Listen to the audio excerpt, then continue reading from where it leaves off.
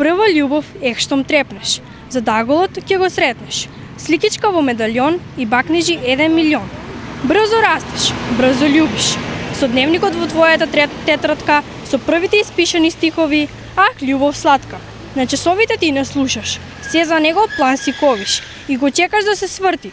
Веднаш поглед ти му ловиш. Вака денес беше на мостот на амбасадорите во Штип, кој поетите по трета година го претворија во мост на поезијата. Ако доаѓаме на мостот на амбасадорите, секогаш последните денови од мај читање поезија, замав земаат другите клубови од другите градови ширу Македонија, доаѓаат гости.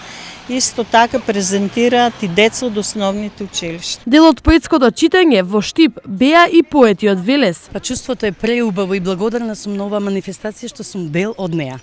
Јас ценам дека тоа е најнапред талент и дарба, меѓутоа е многу убаво да мислите ги срочиш кон пишувањето поезија.